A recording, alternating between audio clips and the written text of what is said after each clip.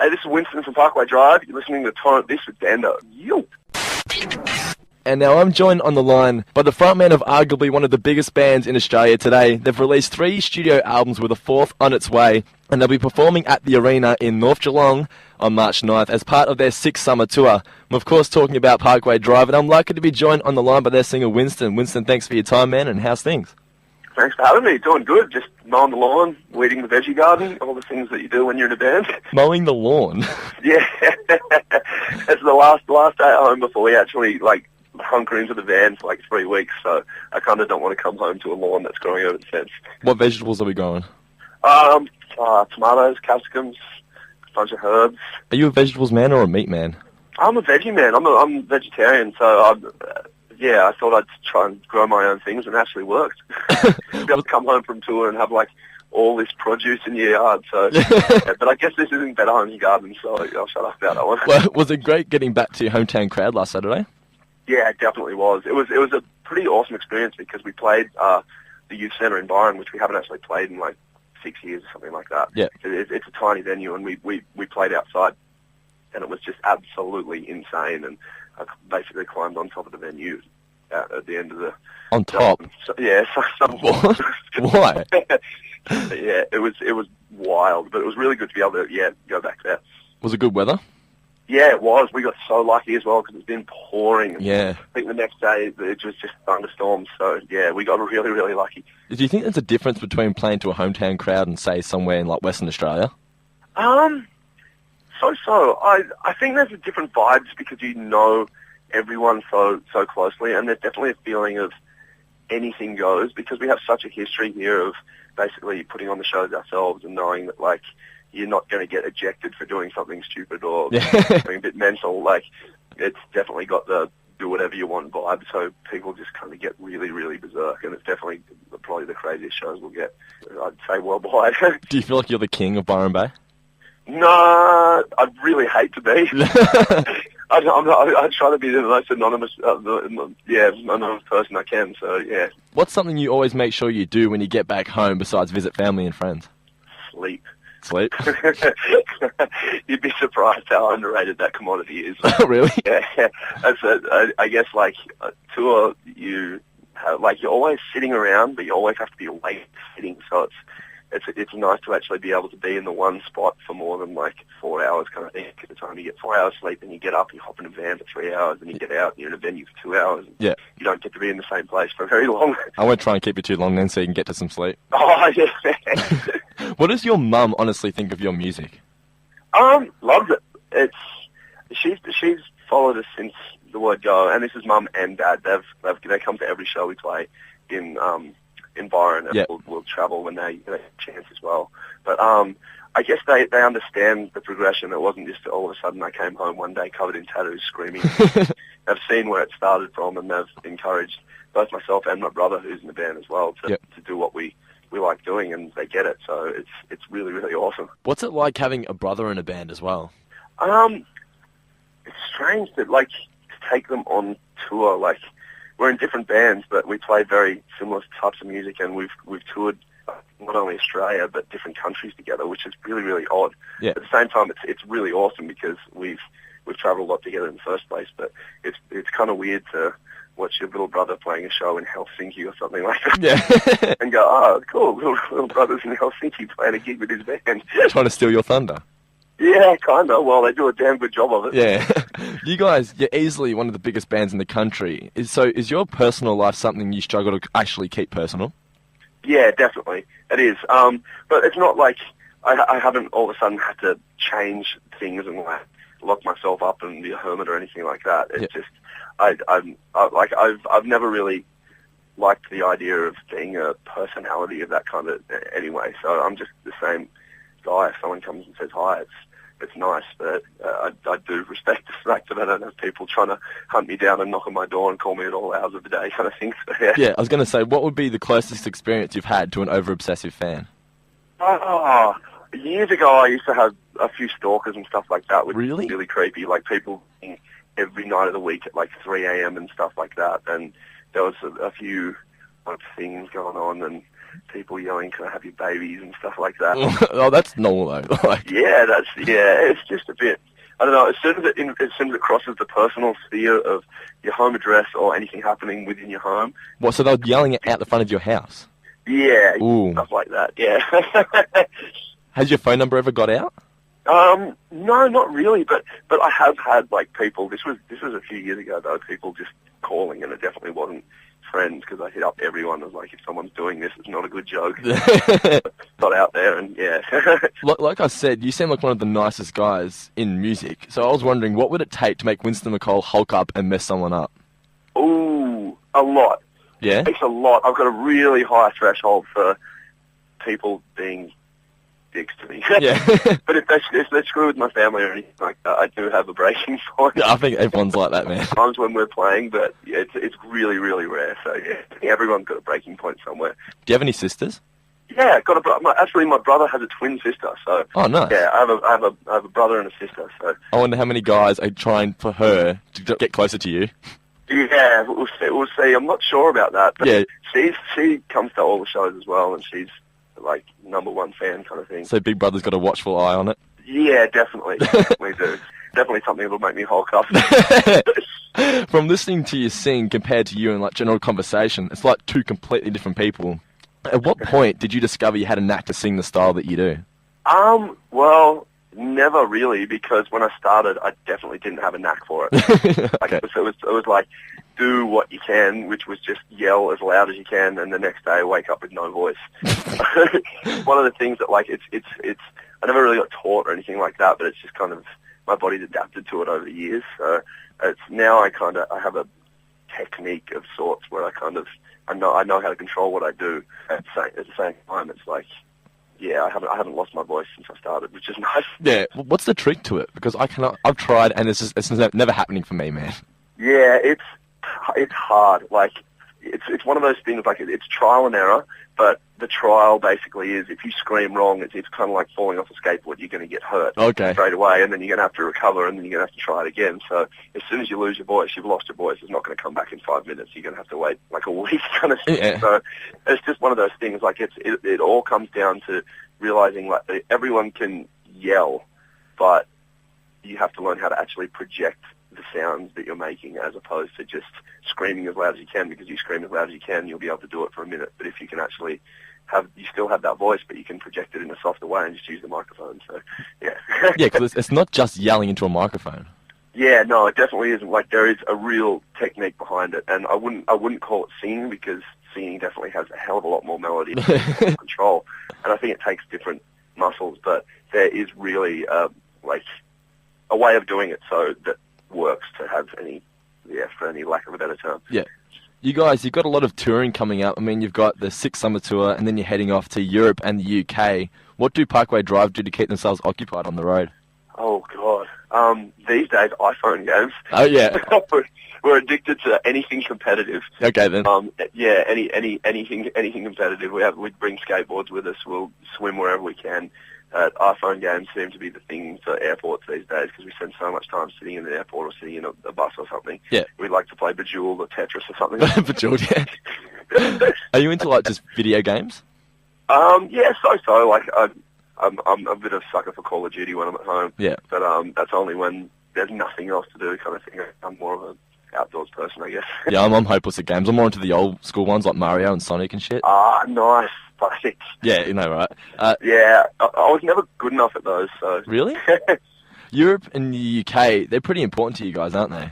Yeah, definitely. It's going amazingly well for us over there, and it's to be honest, everywhere in the world's important to us, just because it's great to be given the chance to tour, and it's amazing that it hasn't really taken a backward step anywhere. But yeah, Europe and UK definitely have a massive passion for the kind of music that we play, and this band in general, and it's insane, like, how much it's grown over there. Like, it really is rivaling Australia for show size and support kind of thing, except we're talking about doing, like, a month of tours, like 30 shows in a row, which are, like, thousands of people a night, and speaking a different language, and it's really an intense thing to experience. Yeah.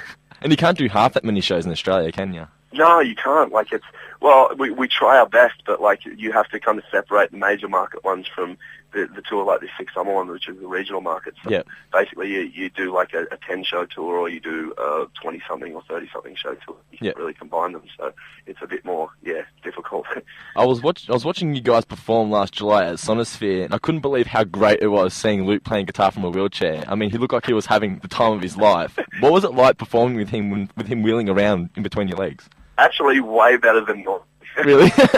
He has a habit of getting bored on stage for some reason, and just like, I don't know, he's the most self-conscious dude in the world, so he'll just like come over and annoy us while we're playing, and it's like, go back over there and do something. Yeah, go away. Stuck in a wheelchair, I was like, oh, you're in a wheelchair, you may as well have some fun with it, and he actually did. Like, he learned a few tricks and was rolling around. He fell over a few times, which was hilarious. He looked like he was having a great time. Yeah, he was. Like, I think like 2 shows after Sonosphere, we played a festival in Germany, and he rolled up and was like rolling backwards across the stage and hit a chord and just went flying. Like 6 guys had to come out mid-song and kept playing on his back and like lift the chair up and everything. It was hilarious. Was that on video? Yeah, it actually is, yeah. Oh, great. The other day. Did he ever pull out the sympathy card, like when he wanted something on the other side of the room?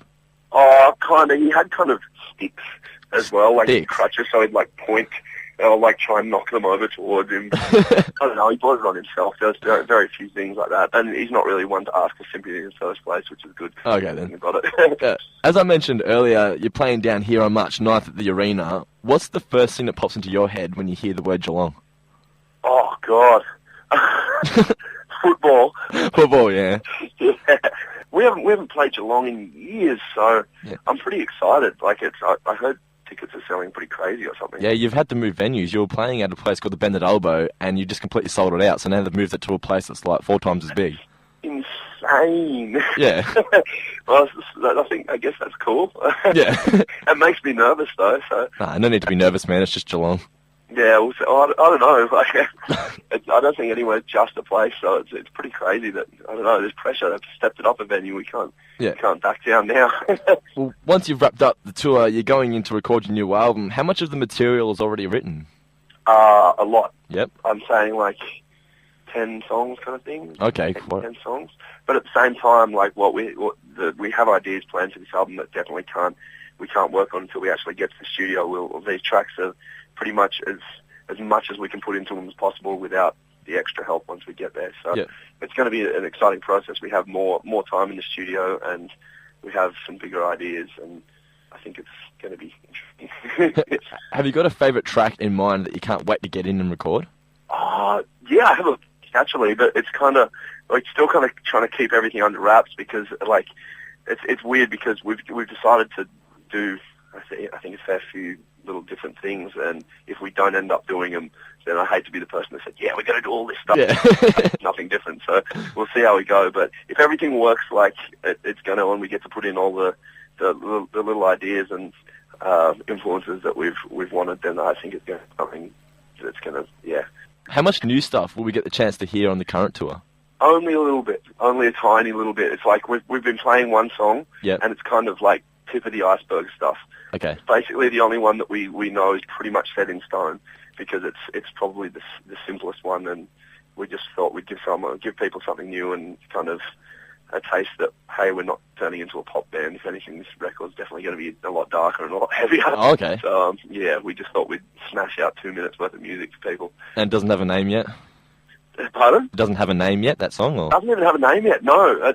I have a bunch of song titles in mind, but again, until we get it all finalised, I don't want to lay down names. So this is weird. It's because we've never really done it like this and relied so much on going to the studio and studio time to actually finalise things. But it's kind of a good thing for us. I think it's going to push us in a really interesting direction. Yeah. How do you go about naming a song? Do you go by what lyrics in the chorus or anything, or is it just something what it reminds you of? Or a combination of everything. Like it's I'm not quite sure, to be honest. It's just either something that's happening at the time, or it can be something from the song, or it can be the vibe to do with it. Or, to be honest, there's no real stipulation on how song titles come about, and it is one of the hardest things. Naming the album and naming the songs is one of the hardest things for me because there's so many things that can relate to it. But it's one of those things when you find the right name, you know that's what it is, and then it kind of sticks. But up until then, it's all up in the air. Yeah. Many people have said they feel like Deep Blue, it's to be your rawest record to date. What do you think will differentiate it from your new album? I think Deep Blue, we had some ideas, and the idea was to do a couple of things, just switch it up a bit, basically. Yep. And just kind of challenge ourselves and see if it works. And there was definitely a lot of ideas that did work for us, and we realized, hey, we can push that more in that direction. And there was some stuff that didn't work. So it basically was, I guess, the test of this album. We're like, this album, we've decided that there's pretty much nothing we're going to say, right, that's off the table. Yep. There was little things that we were trying in the last album, which we won't really tell people what they were, but and they worked, then we're definitely going to use them to a much bigger degree in this record. Okay. So be that heavy parts, melodic parts, or vocal parts, whatever, I think this is kind of going to be the least restrained record we've ever written, so we'll see how we go. So it's safe to assume that the new album is going to be just as hard-hitting as your previous stuff, and you're not going to pull like a Kings of Leon, so to speak, and just do a 180? Definitely. It's definitely going to be hard-hitting. Like, it does have there's some really melodic moments in the songs that we've written. Yeah. And really, like, some of the guitar stuff that Jeff's written is, like, leaps and bounds over anything I've heard him write before, especially in the melody department. But the heavy stuff is, like, if people thought Deep Blue was dark, then this is, like, pitch black kind of thing. Oh, okay, then. Yeah, we'll see how it goes. What are the odds of you guys releasing, like, an auto-tune remix of one of your tracks on the new album? 0. I hate that stuff with a passion, to be honest. Yeah, same, man. Don't worry. If I wanted to hear a computer sing, then I don't know, Stephen Hawking or something like that. Yeah. Not really our thing. We'd have more chance of doing an acoustic thing and me taking time. That's what I wanted to hear, man. Not T-Pain, I can't do that stuff. You do the majority of the press interviews for the band. What would be the lamest question you've ever been asked? Oh, God. That's a weird question in itself. I've heard that. I don't know. I really don't know. There's a million questions that I have heard a million times. So I've got to say, any question that's already been answered is kind of a lame question. Do you get sick of asking what your influences are? Yeah, kinda. It's weird. I don't understand the idea of asking someone a question that has been answered. Exactly, yeah. You have a chance to ask me whatever the hell you want. You ask me something you already know the answer to. Yeah. So, yeah. Have you ever had one of those moments, like an awkward moment with an interviewer, where you wish you could just close your eyes and just make it go away? No, not really. Like, I'm stoked that people do like that time to talk to me full stop. So that's awesome. Okay. Like I said, if someone is asking a question that I've already answered, then that's cool. But at least they care enough to even talk. So it's really, really rare that no one's really enraged me enough to just go, oh God, this sucks. So you've never stormed out? No, I never stormed out, never thrown the mic down or anything like that. No Axl Rose then? No, definitely not. Now, you've been in the business for many years. I'm sure you've got 1,000 stories of partying you could just reel off the top of your head. But is it safe to assume that now you've all kind of grown up? And if so, do you look at that as a bad thing? No, to be honest, it's kind of the opposite. I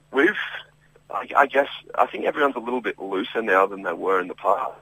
Simply, like, well, it's not that we were ever uptight, but we weren't really party guys in the first place. Yep. So we definitely just kind of did our thing and played the show and then just kind of went and bailed and saw some sights or something like that. And these days everyone's a little bit older and we don't get the chance to bail sometimes, so some dudes do stick around and go out and do stupid things and come home with interesting stories. So, yeah, it's kind of worked the opposite for us. Everyone assumes that we have crazy stories. Yeah. We actually don't. We're like probably we have the dullest band history in that regard. So, I don't know, I think like half the band's probably working on changing that over the next few years. We'll see how we go. You do a really good job of hiding all that. Yeah. Well, we make up for it in I guess, non-party antics. Like, it's fair enough, like, plenty of people have gone and got drunk and thrown a TV or something like that, but there's not many bands that have jumped off a 30-meter bridge into a river. So, yeah. When you got a dude wheeling around on stage in a wheelchair playing guitar, what are they supposed to expect, man? Yeah, exactly. There you go. Yeah, like for us, playing was always the fun part and being at the actual show. So, yeah, we've seen enough blind drunk bands over the years to see what that was, and now some of the guys have decided that they want to party as well. So we'll see how we go. Are any of you guys married? No. I'm engaged though. I'm the first one to even go near there. So. Oh, okay. Well, I was going to say, who do you think will be the first person to be married? But obviously, Me. it's you. It looks like, yeah. It's definitely going to be, unless someone pulls a real swift one and gets it done quicker than me, which I don't think they're going to. But we'll see how we go. Okay. But yeah, we're getting old. Things are getting locked down, so I don't know. You're getting serious now. Yeah. I often I ask our listeners on Facebook what questions they'd like me to ask artists, and it seems there's a few people out there who want to know, what's your food of choice on the road? Anything fresh. Yeah? Anything fresh. Anything that doesn't come from a gas station. Okay, then. But, yeah. The amount of times I've had to resort to, like, salt and vinegar chips for dinner. Can you cook? Yeah, I guess I can. I like cooking, and I guess that's why I probably have veggies out the back as well. But, yeah I think that's one of the things, like, I've liked doing it more and more over the years because you don't have the chance to control what you eat as much when you're on the road. Like, it's true. Take what you're given or take what's in front of you in the bargain bin. Yeah. So, yeah, being able to be home and actually control what goes into your body is a really, I guess, important thing for me. Did you by any chance cook dinner for your girlfriend or your fiancée on Valentine's Day? I think so. You think so? I'm sure I did. Oh, no, we didn't. We went out for dinner. Oh. Yeah. That's all right. I cook dinner for her every night of the week, so every night I'm home, I'm cooking dinner. So champion. I'm not that bad at it. Yeah, just a couple more questions, man. I'll let you get to your nap. Cool. Where do you see yourself on both a personal level as well as the band in 12 months' time? Oh, God. Jeez, I've got no idea. Hopefully in 12 months' time we've put out the best record we've ever been able to write. Yep. And hopefully the band's still going. Yeah. And hopefully I'm still stoked. And definitely be the opposite, and we put out a record where everyone said that sucks and decides to forget about us. So we'll see how we go. It'll be one of the two. Would that just destroy you inside if that happened? No, not particularly. Only because, like, we've always done this because we like doing it. So, like, I'm really stoked with writing the music we're writing at the moment. I'm really stoked with still being in a band that's really heavy. Yeah. And if people decide they don't like it and they want something else, then that's cool. See you later, then. I still get to write this music and jump around on stage. Yeah, and you don't. This is one last question, man. I ask this to everybody. What advice do you have for all aspiring songwriters and musicians? I've had this one a couple of times, but I'm definitely not sick of answering it. Okay. I just do it for yourself. That's simply it. Like, there's no set formula for music, and I think that's the amazing thing about it. It's a really wonderful way of communicating across language barriers, across gender, across absolutely everything. And if you're doing it for yourself and you're writing something that makes you feel something and has a positive impact for you, then that's pretty much all you can ask for. Like, there's no point in trying to write a song that you hope sells or gets you someplace when you're not actually being honest about it in the first place. So simply write for yourself, and if it's supposed to happen, if people appreciate it, then they do, and if not, at least you're making yourself happy, because there's no point in trying to fake it and be miserable. Yeah, that's it, man. Well, there you go. Make sure you get on down to the arena on March 9th to see Winston and the boys take the stage as part of their 6th summer tour. Like them on Facebook at facebook.com/Parkway Drive. And for all the latest news and info on the boys, go to parkwaydriverock.com. Once again, Winston, it's been a pleasure talking to you, man, and good luck with the rest of the tour. Thank you. Catch you later, man. See ya.